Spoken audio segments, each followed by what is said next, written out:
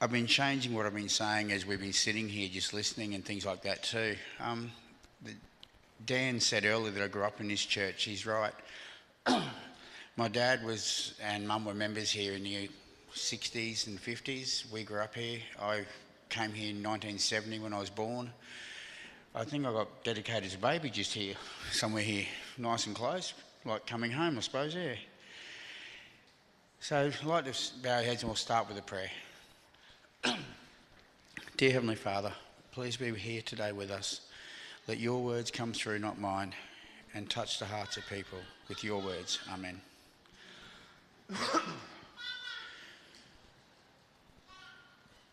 So I left this church in about 1983 or 84, somewhere in there, went to Springwood and a few other places, but eventually, as life goes, I moved on from church. And I wasn't really attending church at all. In fact, I was a long way from it. And I ended up in Sydney. And in Sydney, I was, without going into a lot of detail, but let's just say I was the exact opposite of attending church.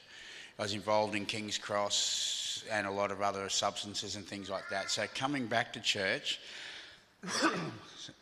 in 2001, I started going to an address centre in Cabramatta, which was a soup kitchen, similar to what you have here. And it also did referrals and things like that.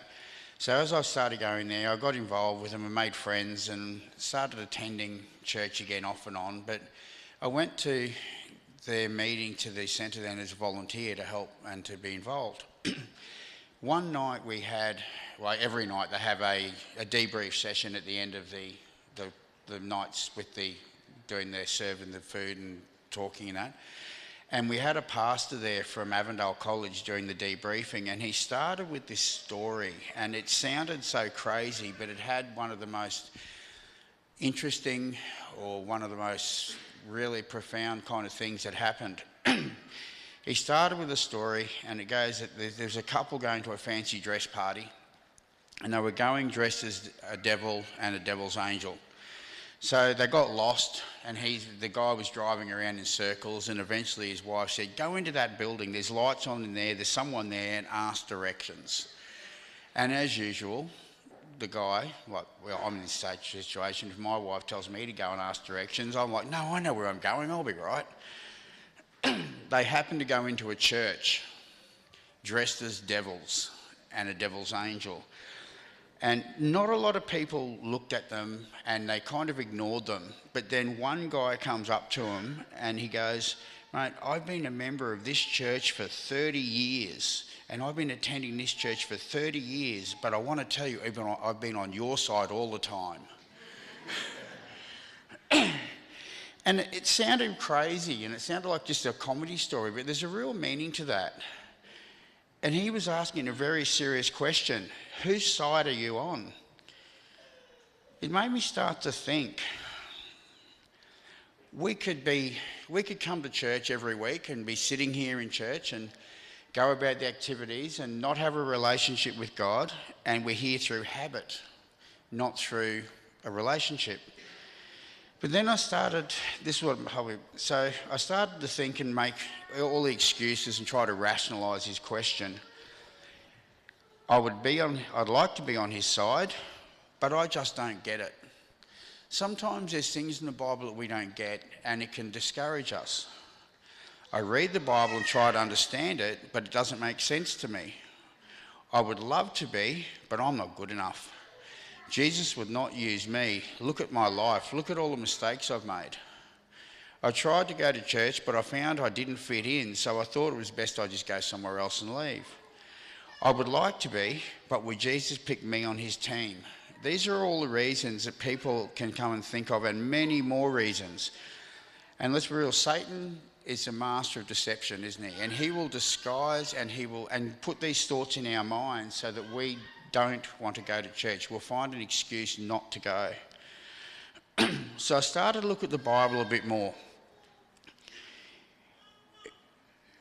at what people Jesus used to do his work. Who did Jesus use in the Bible? Were they perfect? No. So I had a list, and this is what I actually was processing through. I had a list and I had a look at them. Mary Magdalene was one.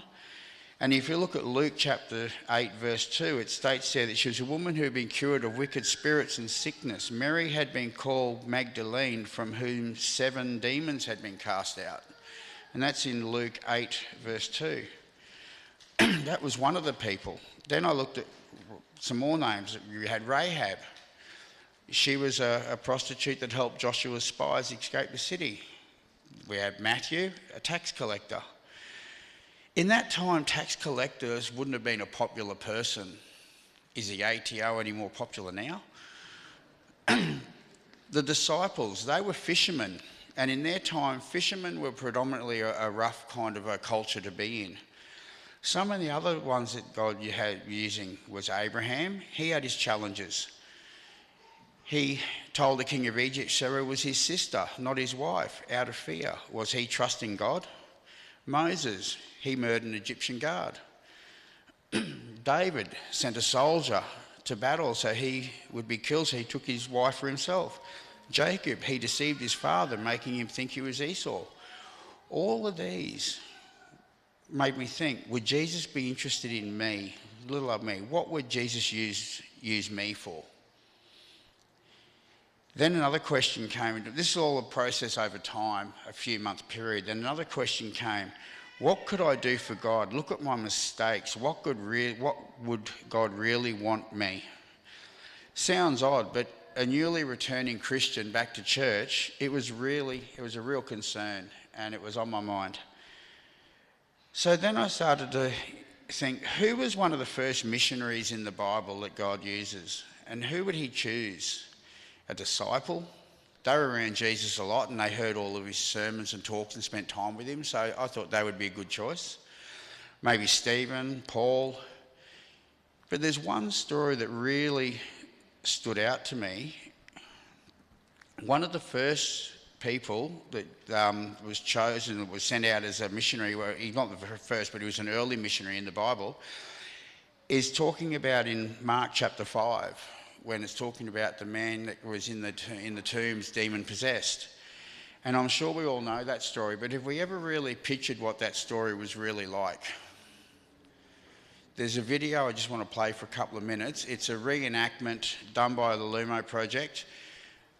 And what it is a reenactment of that story. It goes for about 2 minutes. Thank you.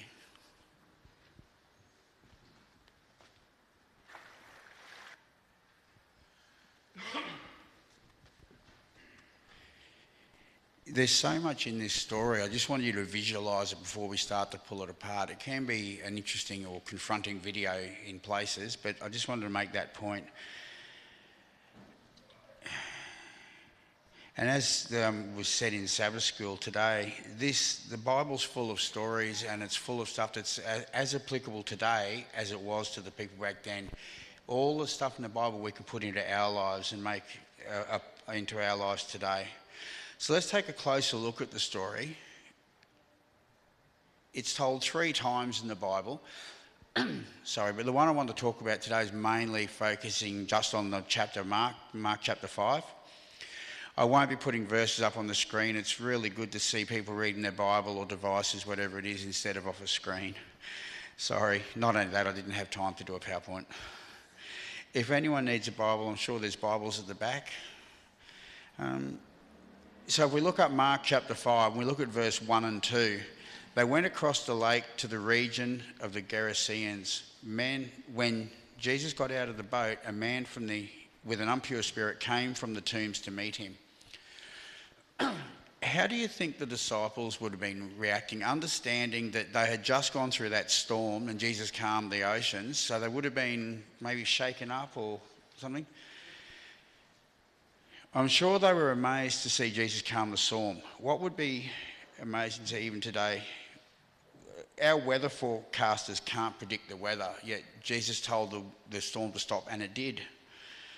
It had to be confronting. And when they see this man coming out of the tombs, out of the cemetery, demon-possessed and acting like that, I don't know about you, but I wouldn't have hopped out of the boat. I would have, let's go back out to sea. I don't think I would have been keen to go ashore. I think it'd be a day that they wouldn't forget in a hurry, really. So if we continue on in chapter 5, and we look at verse 3 to 5. This man lived in the tombs, and no one could bind him anymore, not even with a chain, for he had often been chained hand and foot, but he tore the chains apart and broke the irons on his feet. No one was strong enough to subdue him night and day. Among the tombs and in the hills he would cry out and cut himself. Are you sure that God could use this guy? That's what I'm thinking to myself. Where's he coming from? How could you use someone in this situation? That's what I was thinking. He lives in a cemetery. For Israelites, a cemetery was an unclean place of death. You simply didn't hang out there, and this guy lived there. An interesting point here is that the demons in him took him into that lifestyle, and Satan often does that to us, even without us knowing. This would have been a progressive, slow drift, as it was for me when I left church. I slowly drifted away. And it goes, I can cut that corner, no one's going to see, or no one will ever know that, or I'll just do it in private. Satan is a master at deceiving. He only has to distract us a little bit. Before we know it, the question comes up in our mind, how did I get here? And we look around, how did I get here? If you look at Matthew chapter 7 and verse 14, it says, but small is the gate and narrow the road that leads to life, and only a few find it. And if you apply that with an old 1 in 60 rule, they call it for, like they use it for, I can't think of the word, sorry, navigation on a boat. So if you're 1 degree out here and you're going to go 60 miles away, you're 1 mile out when you get to the 60-mile point. So Satan only has to distract us a little bit to change us and change our whole where we're going to end up, doesn't he? And that it's really started to make solid sense to me. We need to keep focused on our reference point. Our reference point is God, isn't it? He never changes. I can't think of anywhere in the Bible where anything is contradicted, because God does not change. If we look at verse 4 and 5, for he often had been chained hand and foot, but he tore the chains apart and broke the irons on his feet. No one was strong enough to subdue him night and day. Among the tombs in the hills he would cry out and cut himself. I don't know about you, but I just can't imagine the strength that he would have had to break those chains with his bare hands. There's no way I could do it. I would have needed a grinder or a bolt cutter. He was tormented, wasn't he? He was suffering self-harm, mental torture. Doesn't sound much fun. Is this really a missionary material guy?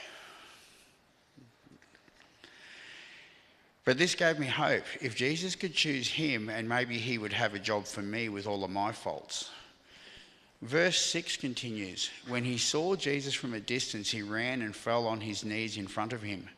This man had no connection with Jesus. He was demon-possessed. The point here is the demons recognised Jesus from a distance, didn't they? They acknowledged that he was a son of God. Sometimes we have trouble seeing Jesus when he's right in front of our face, don't we? Sometimes sins can happen and we can just write them up as, oh, that was just a fluke or a coincidence, or I've been too busy, or some other reason. One time when I was in Sydney, I was crossing a road heading to work. I was working at City Ford at the time, and I'd had a pretty big night the night before, so I probably wasn't in the greatest mind. And I'm crossing the road at a walk sign. Red light came, the walk sign comes, so I'm just crossing the road to go to work. Halfway across the road, and I hear a voice behind me, called me by name, so I turned around and stopped. As I turned around, a car went through the red light and went straight through me here, and the mirror just clipped the side of me. And I just said, oh, that was lucky, that was good. But that was possibly a guardian angel. God places people in our lives sometimes and we don't even see it at the time, but later in hindsight we can see why they were there. I had a few friends in Sydney that were in that position, like some of you, I'm sure most of you would know Pastor Lloyd Grollemond. He made a point, because we made contact and he realised that we'd known each other up here as kids in Brisbane. And I had no licence or anything back then, so he would make a point. He'd get up at Wahroonga, drive an hour to the other side of town out near western suburbs, bring me back to church. Then he'd do a lesson and a sermon and take me home. He really made a point to make sure I came to church. And that was doing God's work, making sure, you're looking after people.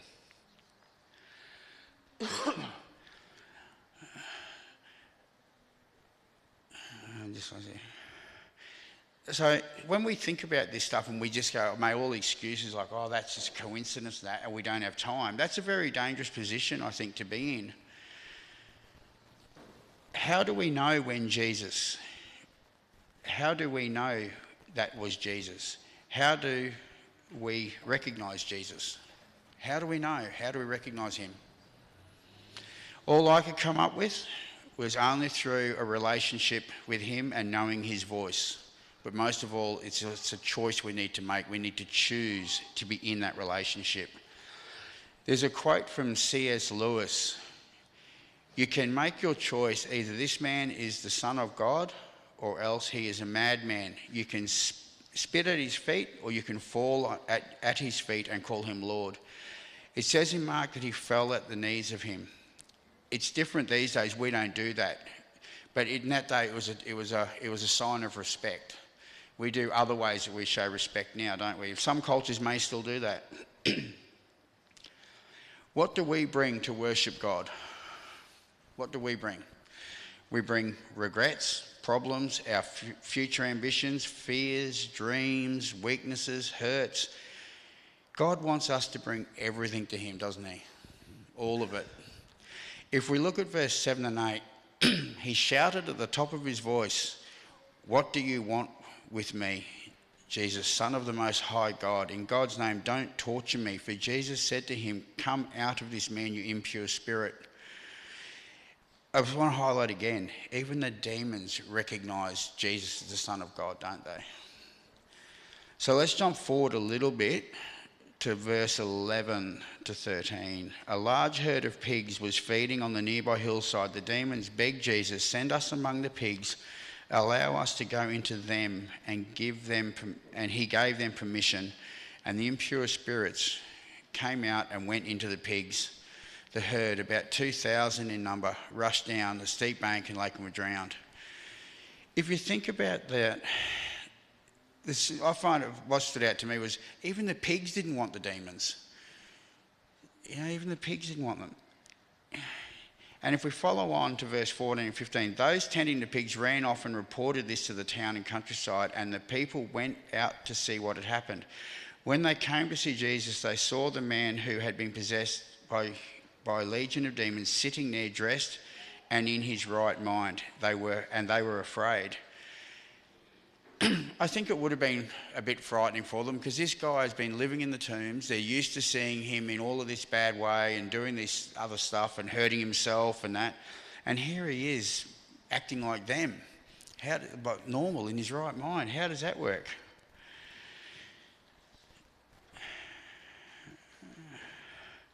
It's amazing that no matter what troubles we have, Jesus can fix and restore our lives, isn't it? And that was one of the key points in this one, that no matter where we are, no matter what we've done or what choices we've made, if we surrender to Jesus, he can fix and restore those things. He transformed this man in instants. 1 minute crazy, next sitting there in his right mind. Imagine the reaction when they went home and the town people and his family saw him. There's 2 miracles happened that day. The first one was that this guy was healed and returned and restored to not be demon possessed. The second miracle is that guy's family received their son back, didn't they? They received the son back. I'm sure he told this story many times when he went back to the cities and back home. When Jesus does a miracle in your life, you want to tell people that's what God did to you, what God did for you.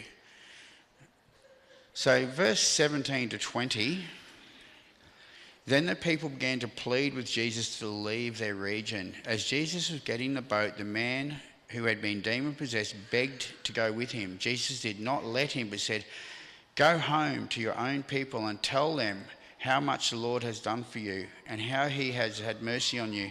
So the man went away and began to tell the Decapolis how much Jesus had done for him, and all the people were amazed. The farmers had a choice, didn't they? The farmers had just witnessed that miracle, but the miracle that changed this man's life, but they also lost a lot of their livestock that day. So they asked Jesus to leave, not realising what had happened that day, because Jesus will not go where he's not welcome. He left. They asked him to leave, and he did.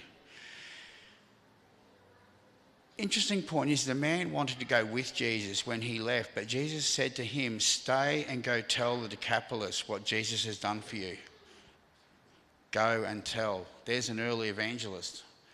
And I've been looking at this and thinking, all of this stuff, and now he's doing this, that's pretty encouraging when you're sitting there thinking, what could I do? Some points to remember as we're getting near the end here. He recognised Jesus, as we also need to, and go to Jesus daily and have a relationship with him, worship and prayer.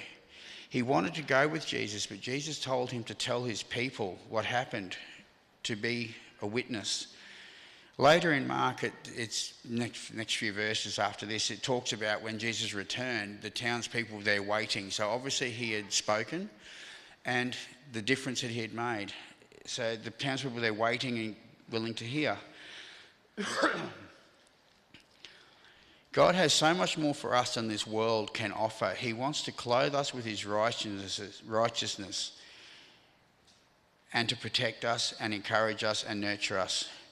So this story really gave a challenge to me, and I think that challenge could be taken for all of us. I used to get up and go, why would God want me?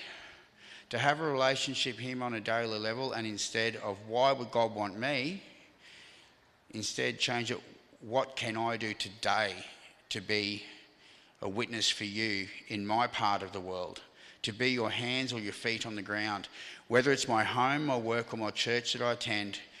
I pray that we can all take this as a challenge in our personal worship and personal lives.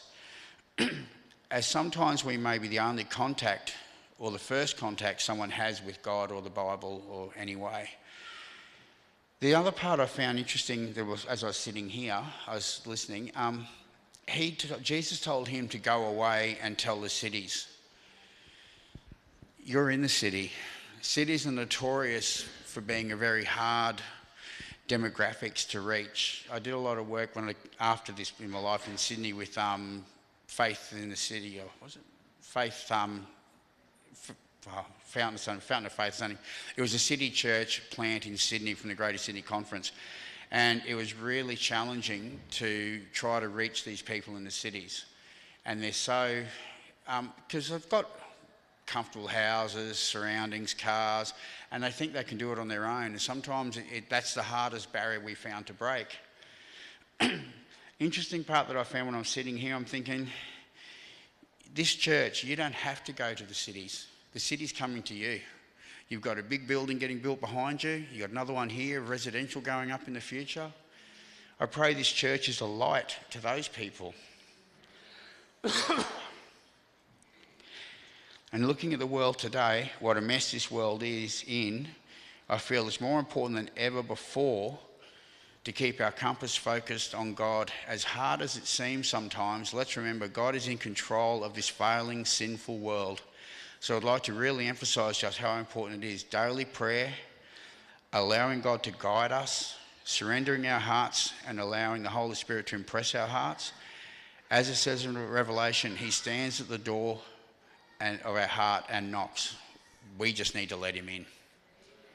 I pray that we'd all do that. That's the that's the big part. We have to allow him in.